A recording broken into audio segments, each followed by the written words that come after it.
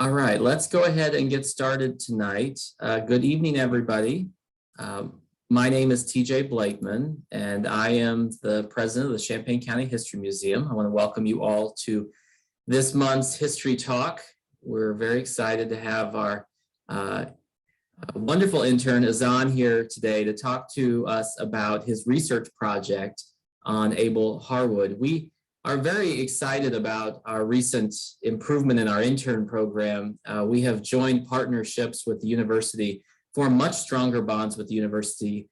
And so we've had some outstanding interns, and one of the things we ask of them is to choose a research project, to do a research project for us. And then ideally, we have objects in our collection that they also curate a small exhibit in our lobby. And so Azan's exhibit on Abel Harwood is up now, and so if you're coming to our anniversary weekend celebration on Saturday, you certainly should stop in and see it. But on that note, I do want to highlight that this is our 50th anniversary week. We're very excited about that. Officially yesterday was our 50th anniversary, 50 years since the organization itself was founded, and we're celebrating all week long. We hope you will have a chance to stop by the museum at some point.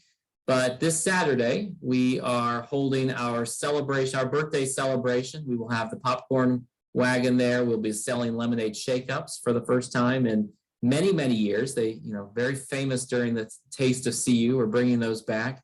We will have a small book sale. We will have a flag raising ceremony at 9 o'clock and cake for anyone that stops by. And then we'll, of course, have an open house where we invite people to come in and see all of the many changes that we've made at the Champaign County History Museum. So that event runs from our regular hours, 10 to 5. In addition, we also have historic walking tours. We still have tickets available for those. There are 4 of those. Perry is leading our latest walk, which is the history of downtown Champaign theaters, and that'll be at 10 and 2. And I will be doing a general history walk of downtown Champaign at noon and 4. And so tickets are $15 for non-members, $10 for members. You can get those on our website by going to champaigncountyhistory.org/50, the number 50. All right, that's all I've got in terms of housekeeping. I want to welcome Azzan to the stage now, and I'm going to mute myself, and I'm very much looking forward to the talk. And so, Azzan, the floor is all yours. All righty, I'll go ahead and share my screen. We'll get right into it.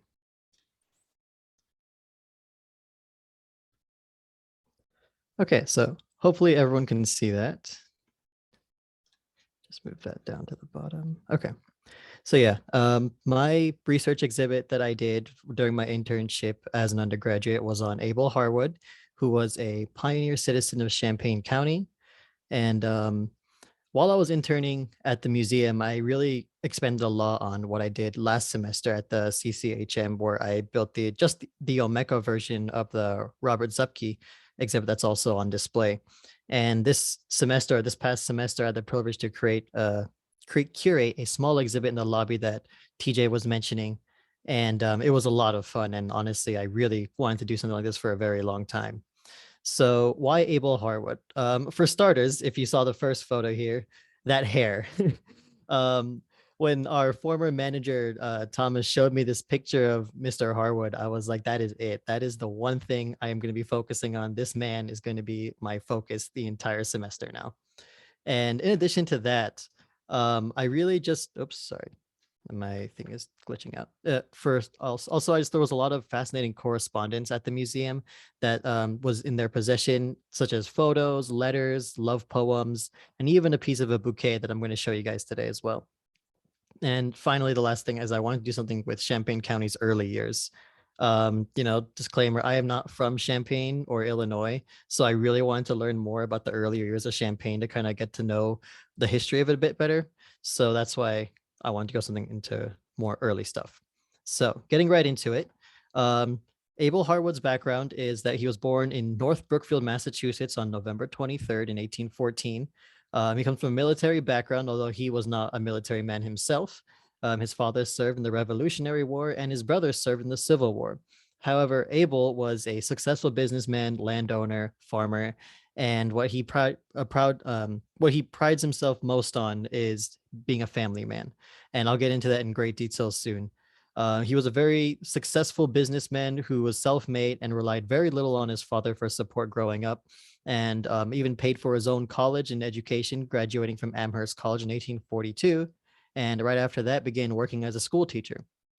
He came from a very Christian home, so he grew up with Baptist upbringing due to his mother's faith, and he himself was a very, very active member in the Presbyterian Church while he was in Champaign as well. And it's also recorded in his obituary that he was very active and never missed a service, and that's something that people made a good point to actually include. He married twice in his life. In 1842, right after he graduated college, he married Mary Batchelor, and she died in 1856. And 2 years later, he married Isabella Boyd, who was his partner for the rest of his life. So here's like a family tree I created to kind of document where Abel comes down from. So it was really only until around Nathaniel and Peter Harwood that the move to the States actually happened. John and Nathaniel grew up in the east in the UK, and it was only really then by Peter Harwood and Mary Fox that the US lineage started to happen. And going down to Jonas and Lucretia Winslow, that's where Abel was born, as well as all of his other relatives. And as you can see, George Harwood's over here, and his brothers and father listed all over here. So the main story, coming to Illinois. Prior to Illinois, when Abel was actually a school teacher, his health started to fail. There was no reason that was able to be uncovered as to how his health failed. But as a result, he had to quit teaching, and he ended up starting a shoe and boot business while he was living in Kentucky. This was in Shelby County. And he was super successful in this work. He was earning $9,000 in his first year. And then after 9 years of business, he was clearing $46,000 a year. And in those days, that is a lot of money. And then in 1852 is really when he caught the land bug. That's when he first visited central Illinois, when the Illinois Central Railroad was being surveyed for the first time. And Abel and his wife, Mary, actually came to check it out.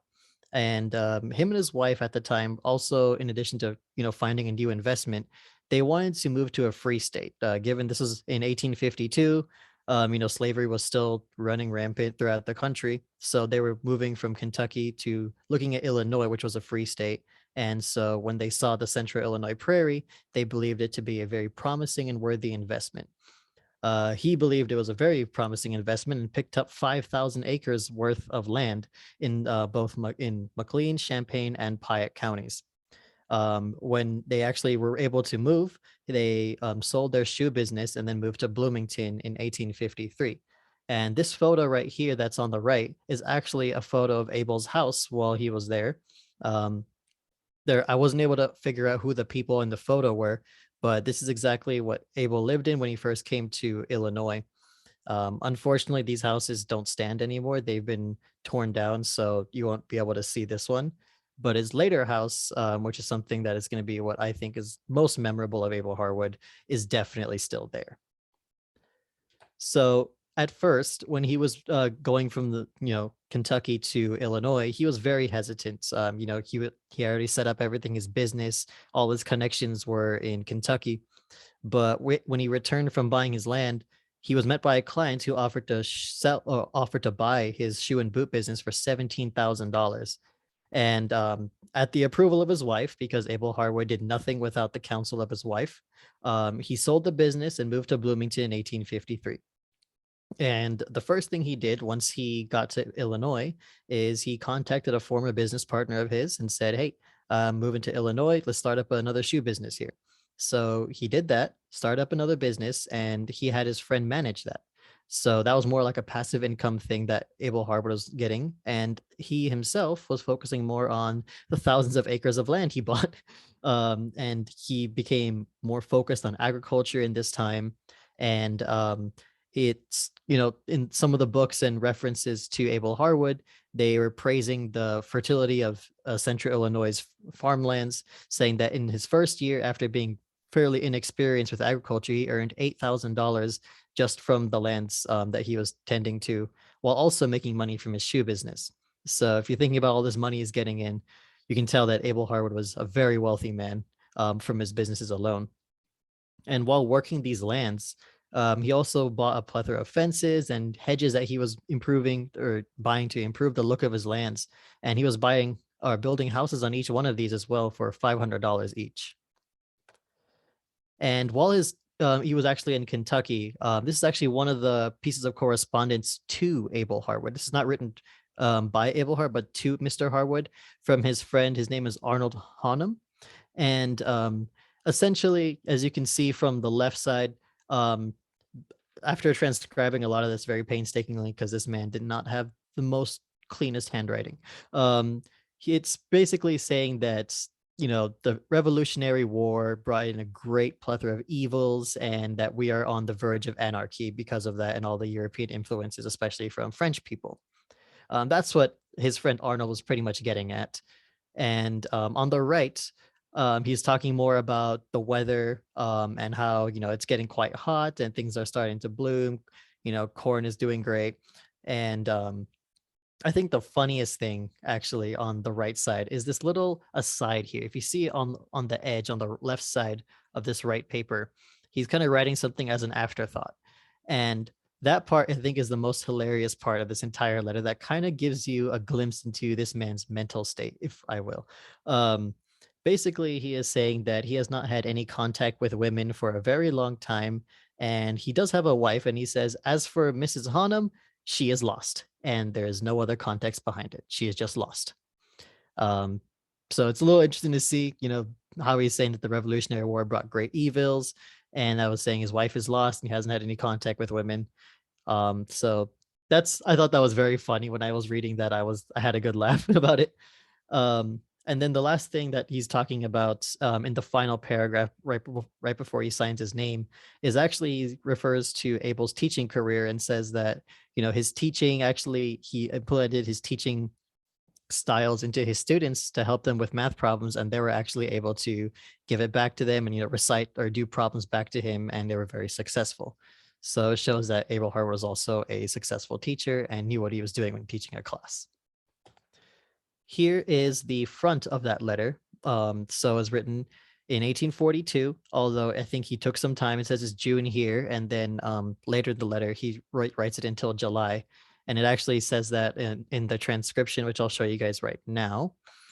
Here's a brief transcription of just some selected pieces that I put. Basically, it says here, hold on. Yours bearing date of June 7th. Took from the post office. He thought that he was, dropping me from the list of correspondence, thinking that, oh, how come you haven't responded yet? And then he says, I am glad to find myself mistaken. And then another piece here in the front of the letter says, it is my opinion that we stand but one or two moves from anarchy and uninvested evil war. So that's, kind of what he's saying in the first part, and saying that gas evils have flown from the war that is plain. Infidelity was introduced by the intercourse and alliance with the French. So this man is an anti-French man. And he just thought that the Revolutionary War and possibly the Civil War are just, the uninvested evil war is probably referring to the Civil War. So this is the fourth. And then later on, he's talking about like how July 4th is being celebrated. And that's why he discusses the Revolutionary War, because he's glorifying, or he's saying that people should not be glorifying people fighting and things like that. And then it says this, as I said, is the fourth. And, because they like to keep in remembrance fighting, for fighting is fun to them. And I am at home, far from excitement, unannoyed by fudging celebrations. So he is very unbothered by this stuff and thinks that, there needs to be a greater thing. And in his letter, he also says that, we need to give more glory to, Jesus Christ and God. For that's the reason why, the Revolutionary War was as successful, and the reason why, this was a successful war, and why this country is the way it is. The fighting and the violence and the things that ensued as a result of, I guess, the, man-to-man interactions That's what he is saying is very, evil and sinful. And then going forward into the other piece of the letter, he goes a completely, a full 180. And he says, I've given holiday to my school, which consists of 4 only. Peaches are ripening, melons have been eatable for a long time, corn's hardering, and cotton is from hens to breast high. So he's talking about farmland, he's talking about the weather, and then he's saying that his health is doing great. And yeah, so it's a very, very, comprehensive letter, if you will, because he's talking about, sin from the Revolutionary War, the evil of the Civil War, how French people are, just infidels. And then, as I said earlier, about his little aside that he wrote on the top of the letter, I am very secluded. I have spoken to but 3 or 4 females in what he just said, MIFS. So I'm guessing that's where he was, except to the servants. And then I never expect to find Mrs. Honham. She is lost. And then that's the end of the letter. So yeah, that's pretty much the larger correspondence to what Abel Harwood was receiving. And then moving on to Abel's marriages, like I said, I just wanted to talk about his marriages in a bit more detail before I go on to the next thing. So like I said, Abel Harwood married twice. His first wife was Mary D. Batchelor, and they married in 1841, and they're married for 15 years. They had 6 children together, and 3 of those died before Abel did. And so they only had 3 remaining heirs. And then 2 years later, he married Isabella Boyd on June 22nd of 1858, and that was his lifelong companion until his death in 1891. She died in 11 years later in 1902, but they had 5 children together, but they all died before Abel did. So the people that were responsible for managing Abel's estate, his wealth, and all those things were actually from his first wife, Mary, the 3 that actually were able to survive throughout Abel Harwood's life. So I say that now because I want to mention that Abel Harwood was quite the romantic. In this letter over here is actually a love poem that Abel Harwood wrote to his wife, Mary. This is in 1843, so soon after they got married. And it's saying that in 1836, when in this book I chanced to fix, some urgent lines divinely true, our mutual love was out of view. And then he goes, but soon the heavenly plant was refund the soil. I'm sorry, I made a typo there. It never died, it grew, it spread, was full of life. The fruit it bore, husband and wife. And still it lives, it can never die, unfeigned friendship, dental tie. Tis this unites our kindred hearts, and sweetest, purest bliss impart. Together let us do our best, affection thriving in our breast, to be of those whom Christ doth love, and again the holy best above. So it's quite a tender poem. And you can see that, he was a very, very loving man, towards his wife, his children, and also to his friends. And the thing about Abel Harwood is that, in some of his funerary comments that his friends wrote for him, he was saying that, the people that knew him outside of his work life and outside of his political office, that's where his character truly shined. It wasn't in, his work, although he was very good at it, but it was really the man he was at home, the family man he was. And that's what people revered him so much for, to have that, he's called very large in size. He was over 6 feet tall and had a great bunch of hair. And it was also just a large man in general, but also they said large in size and in heart. So this is kind of a great representation of that large in hearts part. And then the photo, you can see he was a large man. Hold on. What's going on here? There we go.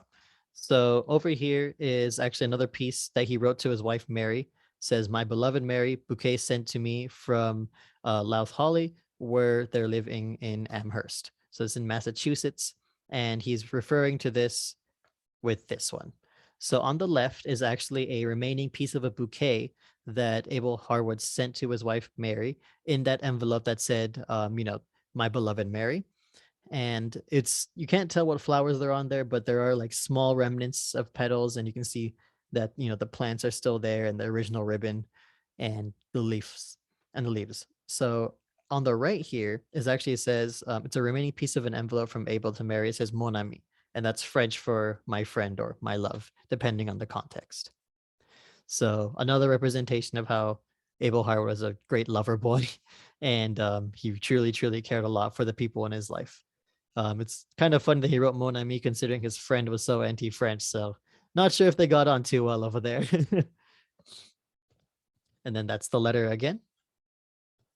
So moving to Champaign County itself. So we've talked about Bloomington, we've talked about Kentucky, and we've talked about Massachusetts. Now let's talk about Champaign County. In 1866, Abel Harwood and his family moved to Newcomb Township in Champaign County at the request of his new wife, Isabella Boyd, because she wanted him to be home more often with her. And like the obedient husband he was, he said, okay, darling, no problem. And they remained in Newcomb Township for 4 years, where he worked 500 acres of land that he had in that particular area. And he was also serving as supervisor for the township. So that's where Abel Harwood's legacy starts, right here in Champaign County, where he was a supervisor for the township and then also did a second term as chairman of the board. And he was liked so much by the people in Newcomb Township that he was asked to do a third term. However, he declined due to what he said is private reasons. Those private reasons, if you would like to speculate, I would say is that his wife said, absolutely not. I need you home. You're not here nearly enough. So no more. That's my speculation of it based on what he has said about the counsel of his woman and how, his wife is all really the one that commanded him to do whatever she wanted pretty much, which is an interesting thing to think about as we get later into this. But finally, in 1870, that's when Abel Harwood moved to Champaign, like actual Champaign, and selling all his land elsewhere. So he moved actually to Champaign, not for any other reason, but to be closer to the family of his wife. So they bought a house, but it wasn't just any house. It was the legendary 503 South State Street. And that's the Harwood-Solon House. For those of you who know it, I know many of you do in here. And he bought that house for $12,000, and he remained here until his death in 1891. So he bought it from the developer, William Barrett, and he actually was a lodger in the house for a while as well, while Abel bought the house. So it was very interesting to see that the man who actually, created the house and everything for himself was actually the one that sold it to Harwood before he was even, ready to be lived in and stuff like that. So, but he loved the house so much. He was a lodger in his own home, and he was there, and Abel was there until he died as well. And also his wife, Isabella, was there until her last breath as well. So he bought that house for $12,000. And I want to talk about money real quick. So there was a lot of things about money that I wanted to throw out there. So, let's talk about his Kentucky shoe business. In his first year, $9,000 is how much he earned in Kentucky. If you convert that to the year that he was in Kentucky, that is now $313,000, 491. After 9 years of business, he earned $1,602,290. So this man was loaded. And then he came back from Central Illinois and he sold it for $17,000, which is now $592,000. So just off of his shoe business, this guy cleared over $2 million. I wish you could say the same now. And then in the Central Illinois lands, he bought 3,000 acres for $1 per acre. And then it was recorded that the other 2,000 acres he bought for a higher price. That price is not known. But today, that was $104,000 of land alone, which is still pretty cheap considering inflation today and how much real estate and land costs now. But on those lands and all those farms that he had, he also built $500 houses, which is about $17,000 today. Agriculture, in his first year that he was working in the Central Illinois fields, he cleared $8,000, which is now $278,000, 659. And then finally, the Harwood-Solon House, he bought that in 1869 for $12,000, and 1869 converted to 2022 money, that is $255,000.96. So on top of all this, when he got the Champaign, he sold all of his lands. And so all that money that he spent on those lands and improving them, he probably sold them for a higher price than what he bought them for. And that's also coming in. And also at the same time, he's making money from his shoe business that he's pretty much using as passive income. So it's safe to say that Mr. Harwood was loaded considering his cash flow and the cost of living for those days, and also the cost of living in Illinois in general. So moving on, the Harwood-Solon House. So this is really, I think, the key takeaway and the biggest so what about Abel Harwood. In 1869, he bought the Solon House, which is the Harwood-Solon House, and it was the famous Italianate style home. at 503 South State Street in Champaign, and his family fully moved into the home in 1870, which is where Abel Harwood retired to be close to the family and also just live out the rest of his days. Going on to 1907, so his wife died in 1901, and then the heirs of Abel Harwood, after their mother died, sold the home to Francis and Abby Solon. So the Solons occupied the home until the late 1980s. However, it wasn't for about over 20 years that it was occupied, and it was just really being occupied by homeless people sheltering underneath the porch and inside the home. And as a result, it was just completely just degraded. Everything was pretty much ready to be torn down inside and outside. And then finally, in 2005, it was donated by the Preservation and Conservation Society, where the house underwent nearly $1 million of just restoration to maintain the house and repair it, basically keep it from collapsing in on itself. And this is actually a brand new piece of information I wanted to share with you guys, is that just before I left Champaign last weekend, a woman named Mary Fleischley, she wrote to me and sent a letter to the museum, and she is the oldest living heir of the Solon family, and she was the one who actually negotiated the donation of the Solon mansion to Paca. So I thought that was really cool that, you know, someone who saw the exhibit was able to actually mention that they were the one who was responsible for that negotiation. So that's really cool. And she said that she's also going to be visiting the museum June 1st through the 4th. So if you guys would like to meet her or anything like that, she'll be there then.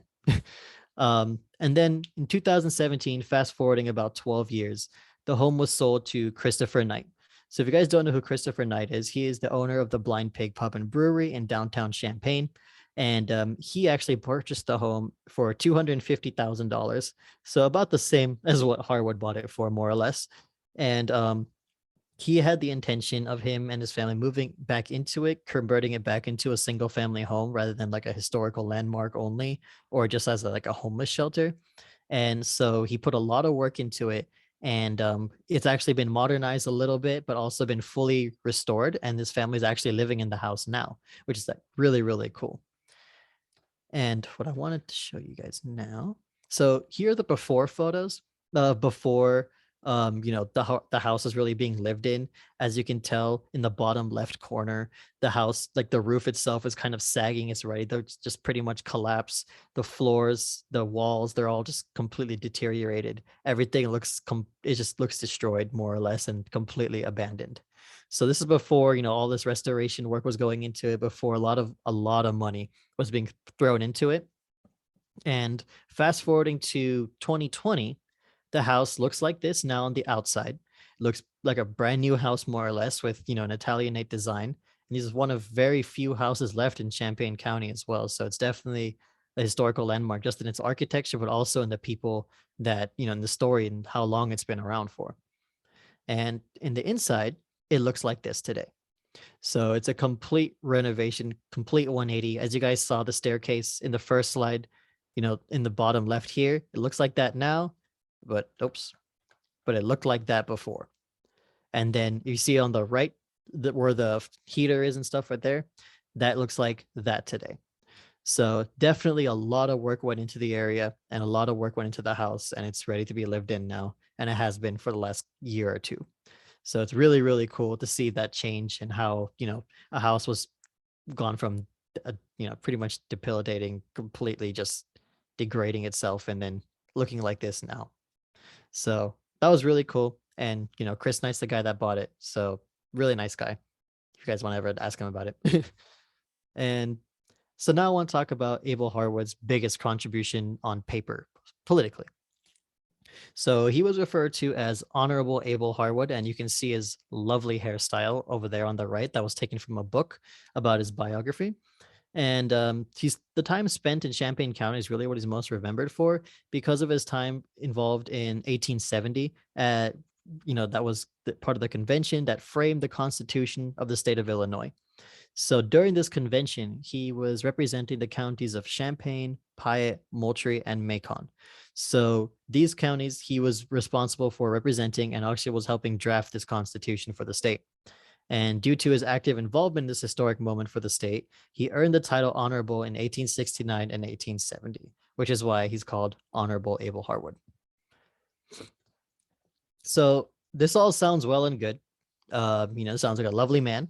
would totally get coffee with him, share a latte with, talk about life.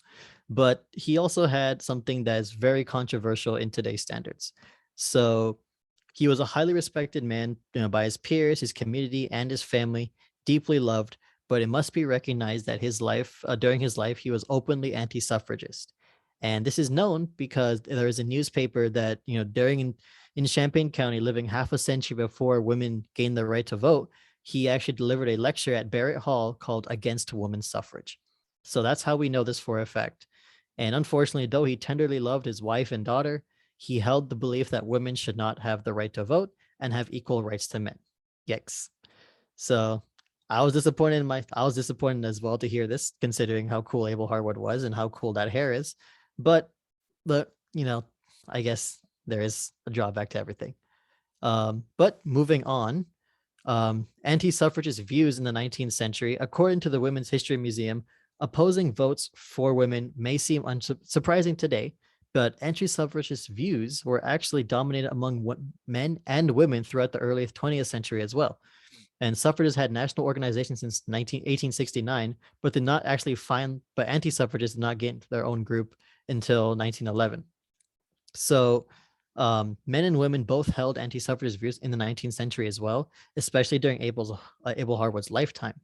But it was really only until the 20th century that traction for women's suffrages really took off, and that through their people, through these organizations, even though there were organizations since 1869, it was really only until later on in the 20th century that really women gained the right to vote. But in his time, it was very common that both women and men held that belief. And what those beliefs were multiple things. So anti-suffragists argued that most women did not even want the right to vote and to participate in the democratic process. Why? Because they were already tasked with the role of taking care of the home and the children, and they simply did not have the time to vote and keep up to date on politics. Interesting. Other views were more demeaning and much more insulting to women, and some argued that women just lacked the experience or the mental capacity to even offer any kind of valuable opinion or contribution towards political issues. There are also other arguments that saying that women's votes would be just doubling the cost of the electorate, or doubling the electorate, and that cost in voting, that increase, would just increase monetarily without adding any actual value to it. So those are the reviews that people were holding in the 1860s about women's suffrages and why people did not want women to vote. If you ask me, I think that Abel Harwood probably was a combination of the final one, and the top one, based off of his, respect for women in his personal life. I doubt that, if he was making all these business decisions about his shoe business, about his housing, about his lands, if he's doing all this through the Council of Women, I doubt that he thought that women lacked the experience or mental capacity to offer a valuable opinion. So that's just my speculation. There's no way we can actually check because there's not enough correspondence about it, but that's just one way to look at it. So, in conclusion, Abel Harwood was a very accomplished man, and he had a very tender heart and a knack for successful business ventures. Though his life started out in the East Coast, his heart was captured by the Midwest in central Illinois for both monetary and also political reasons. And as an individual, I think that Harwood's lifetime and his time that he spent in the US was actually a representation of an evolving America. His life saw the end of slavery, the assassination of Lincoln, and the beginnings of feminism in America as it was about to take off not long after Abel's death. Relatively long. In the larger historical narrative, I think that his largest contribution was actually, in the involvement of the Illinois Constitution 1869, and, how he was chairman of the board in Newcomb Township. In the grand scheme of things, that's his largest contribution to the historical narrative. However, you could also argue that his legacy is closer to home in the memories of the residents of Champaign County, his house. So the Harwood-Solon House is a registered historical landmark that stood the test of time, or though barely, since 1869, and stands proudly today as it did in 1870. So the thing is, nearly every resident and every single person I've talked to that is from Champaign County or nearby Champaign County has an experience or a memory with this house, whether it's good or bad. For example, to bring up Chris Knight's article that he wrote or that was written about him when he was first looking at the Solon house as a kid. Mr. Solon himself came out with a shotgun pointed right at his face. And that's how he knew, that's was his, first encounter with the house. So, whether it's having a shotgun put in front of your face or being terrified of it as it was, completely just looking very messed up and scary, or whether it's just that beautiful house that you saw that's across from the Champaign Public Library. I think that memory or that experience that people have with that house, I would say that is what keeps Abel Harwood's name relevant with people in 2022. Politically, you can say these things, but, with the people that are actually from Abel Harwood's area, people know Harwood for that house. That's why Harwood-Solon House. In addition to these material aspects, I think it's also important that Abel's views are also a stark reminder as to how differently people thought compared to now. He's a loving family man and a man who placed the Council of Women above all else, also strongly held the idea that women should not vote and that their opinions should not be counted or documented. So there needs to, there's also, we have to pay attention to the duality that people held, and also just the very different. I mean, all of us in the Zoom call obviously think that, anti-suffragism is stupid and that, there should be equal rights. That's obviously there. But in those times, both men and women, did not hold that. It was a very contentious idea. And that's pretty much the end of that. But I just wanted to show you before I kind of leave you guys off with one last thing. That's the photo of the museum that I was very happy to put together. And actually, I wanted to thank Alan, who's also in the Zoom call, for putting together the panel.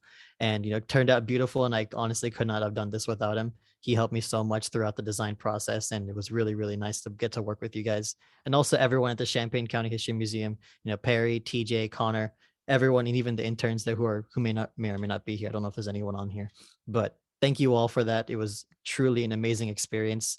And I must say that my time at the museum, both last semester and this previous semester, were probably the highlights of my college career. And I mean that very sincerely.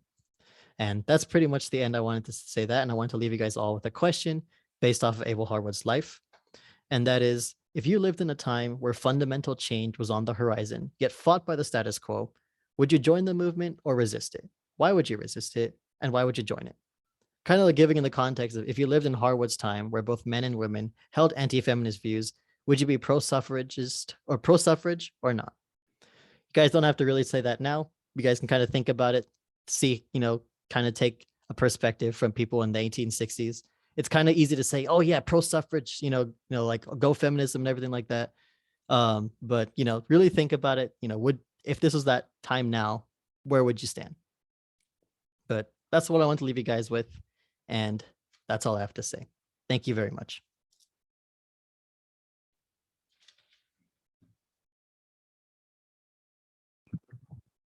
Thank you so much, Azaan.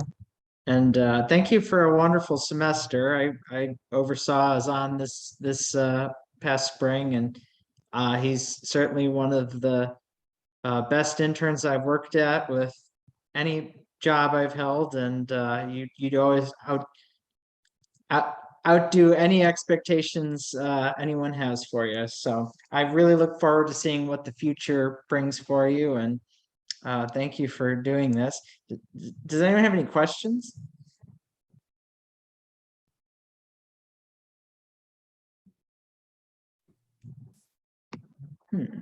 No questions out there? You did such a terrific job of covering everything. Everything's been said. Well, I that's say good. thank you, Azaan, and it was a lot of fun when we were Thank working. you.